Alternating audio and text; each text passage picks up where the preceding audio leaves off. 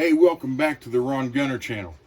I want to go over the Dillon 650, mainly because I go around the eastern half of the United States. We're talking from New York to Georgia to Arkansas to Maine, and teach reloading classes.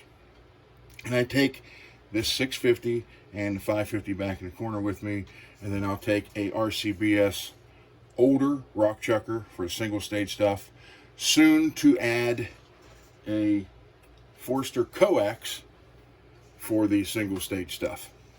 But I want to go over this press with you and show you some things that you need and explain why this one looks so shiny and everything else, and tricks and stuff I've done to it to make it work. First off, I am sponsored by Dillon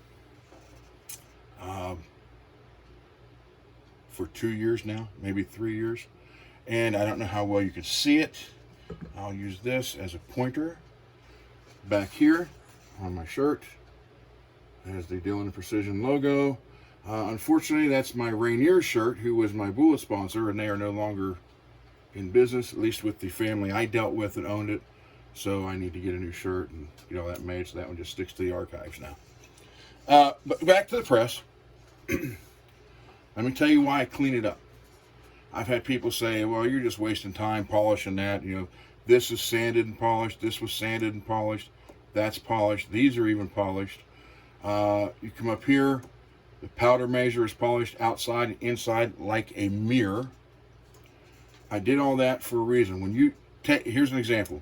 If you wash your car, take a towel and just wash the car. Don't wax it. Wash it, take a towel, and try to slide across the hood. Now wax it and slide that same towel across the hood. It'll go across. And if you use a good wax, it could possibly even slide off the edge and onto the floor. Same thing with this. Powder drops are never exact. Some electric ones can be, but when you get to a mechanical one like this, very rarely are they dead on. So I took that all apart, polished the outside, just cosmetically. I wanted to look good. I'm a guy who likes to keep everything nice and shiny. My guns, my Harley, my Hummers, everything is nice and shiny. If it will shine, it's shined. But I did the inside for the purpose, because when you get a flake powder, when it's nice and shiny and smooth and there's nothing to stop it, you get a more consistent flow. That's why I did that inside.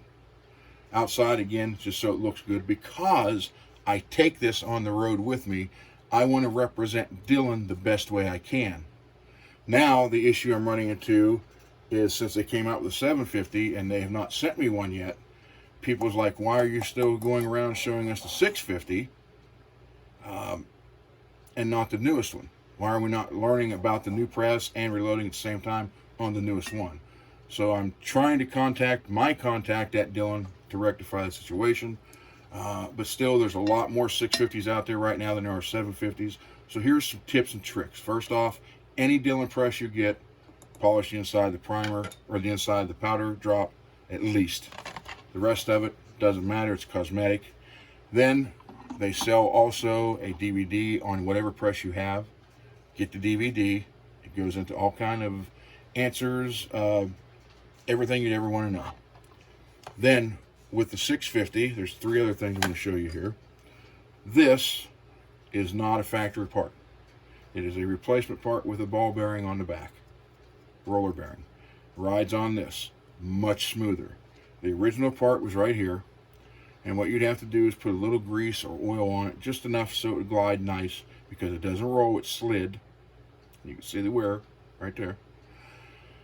When you do that, the original powder checker, which basically is this, was right in that station right here. And what it would do is, if you had it set just right, it was fine, not enough or too much.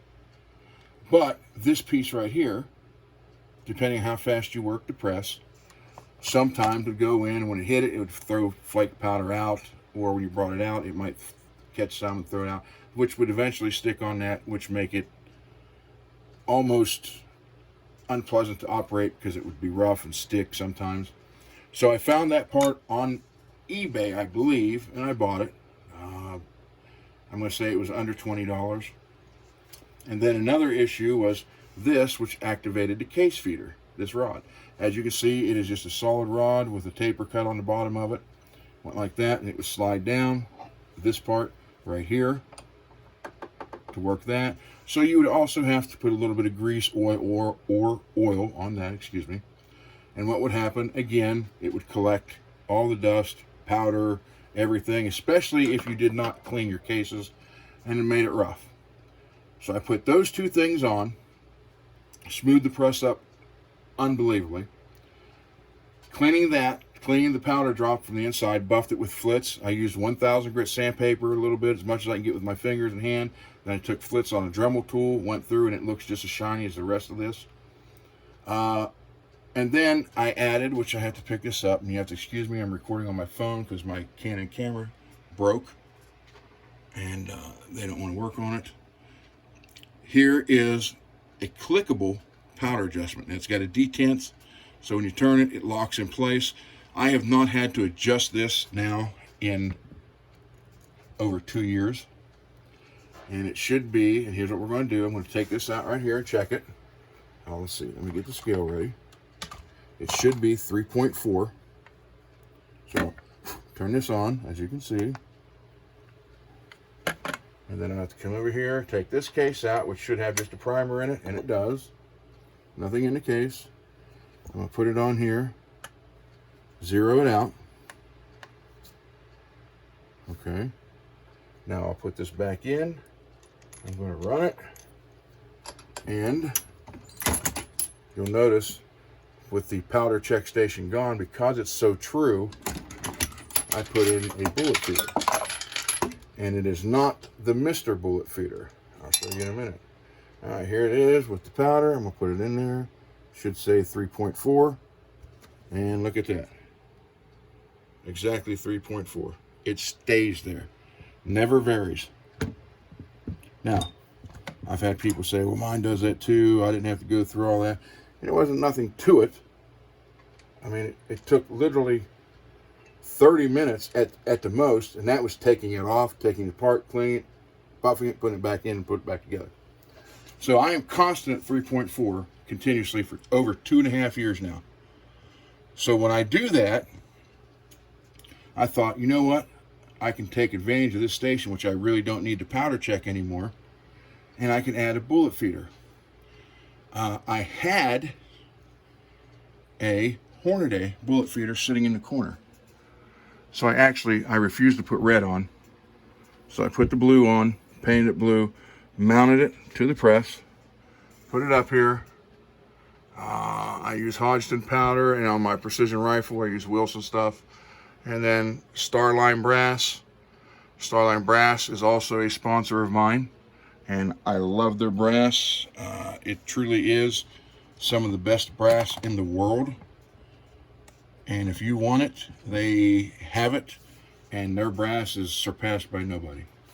So I put all this together, did it. I polished it up because as a sponsored Dillon, I don't even know what you'd call me. I'm a sponsored professional shooter, but an ambassador for the Dillon product, I am taking this press N550 with me everywhere, and I want it to look good.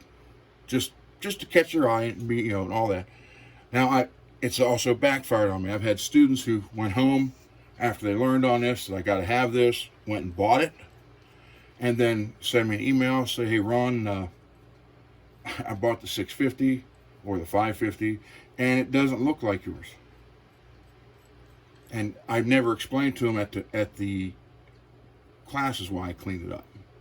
Now, I have showed them the rollers on that part, and that's it. I never went into it why it was cleaned or buffed out and chromed on, or almost looked like chrome. So now I wanted to put that out there. That's why I do it, because I want it to look good, because I want to represent Dillon the best way I can. One other issue is the powder drop itself and the belling of the case. Now, I have the bell a little bit big still, because I still have to adjust this die to get the bullet down in the case a little bit more, so I can take the bell out some, and it's a little bit more sturdy. But an issue you have when you use all new brass like I do, or you wash it with a wet tumbler or sonic cleaner, either way, when you clean the inside out so good so it looks like new, every time you would run the press up, that would stick.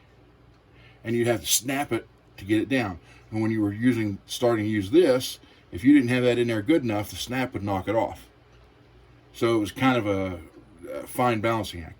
So what I did is I took a Dremel tool cutoff wheel and I cut just a blade width off the bottom of this, the funnel, expander funnel, and then rounded it off again and polished it with flitz and the wool pad. Now I'm going to run one, show you how easy this thing runs. Make sure it's powder treated. This is brand new brass, never been shot before. And as you can see, the press is effortlessly with the ball bearings in place, the case feeder going, the bullet feeder, the powder funnel trimmed and polished, or polished inside, the powder expander, case mount expander, trimmed and polished. Everything is perfect. Now I just set that one in backwards. I would say perfect, and it did that. That's one thing you'll find out. You'll get this, any bullet feeder you get, you'll get one of these. I'll take that one out, leave it out. And this is what I was saying about having to adjust the die down a little bit so it goes in there stronger. Let me put the pin back in and run some more. But as you can see, there's not one stick nut at all. Everything works smooth. And as long as your bullet feeder feeds your bullets the right way, and I don't care what bullet feeder you get, it's going to do that. If you don't have it set just right. And the only issue I have is I haul these things around so much that things get out of adjustment. So every time I set it back up, I literally have to readjust everything again. This light here that you see, I got off of Amazon for $10. It's actually a sewing machine magnetic gooseneck light with 33 LEDs. And what I did was, it came white, and I went and bought some blue paint that matches the Dillon. Same color blue I painted the red mounting bracket with for the Hornady bullet feeder. Painted it blue just so it matches, and left that chrome. And then with the bracket, the way I did it, I was able to drill some holes for some tool storage, some tweezers, installed a mirror, which helps. That's just a little screwdriver holder, the Dillon 9mm case gauge, and then I had to bend, which ended up being better. To mount this bracket on the way the 650 is, I had to bend that back. Well, what it turned out doing was turning the Allen heads all backwards like that, which I really like. So, let me just show you real quick again what I've done, what I got. That's the Hornady bullet feeder. And then you come over there and again, Starline brass. That was last year's 40. And then polished inside here, polished all this, just so it looks better. This was actually for function, so you get a consistent feed. That combined with that clickable adjustment, dead on always. Everything else was just for cosmetics. Again, because I take it on the road, and then I have to make so many stops, and it's set up, tore down, set up, tore down. Literally thousands of people have ran this machine as I teach the class. And I couldn't even tell you how many of these I've actually sold for Dillon. You know, I didn't take the order. I mean, they actually called Dillon and bought it, or bought it off one of the vendors somewhere. But anyhow, I wanted to show you because I get a lot of questions about it. Why is it like this?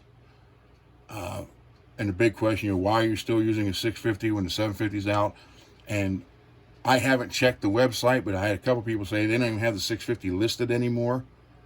So even if that's true, which it might be, again, there's still a lot more 650s out in the world than there are 750s right now. But I am working with trying to get my contact to get a hold of me so I can get a new 750. And then it will be on the road along with the 550, the 650, the 750. And those are the three most common ones. That's why, I want to take all 3 of them. And then again, for single action, right now I use an RCBS rock chucker. That will be upgraded to a Forster coax, hopefully within the next couple weeks. So you have your single action and then your progressives. Your manual progressive, which is what the 550 is, to this one set up with the case feeder is basically full auto, pull the handle. Now you can buy machinery to work the handle for you, even if you want to do that, and all you got to do is keep everything full. But it's up to you, and I have a good time doing it. I've met hundreds of people. I get emails all the time thanking me for showing them Dillon. And again, I'll say Dillon presses can't be beat. They're the Cadillac, and if any other press company out there thinks they can beat this, get a hold of me, send it to me. I'll put a head-to-head competition up against it and prove you that you can't beat Dillon. I'll put that out there right now as a challenge to any press manufacturer, progressive press manufacturer there is. All right, so anyhow, I got a lot of videos coming up shortly. Rifles, Accutech, bipods, some different tooling, Excalibur barrels, Green Mountain barrels, AR builds, all kind of stuff. So stay tuned. Thanks for watching, and learn the trait, man. Spread the Second Amendment.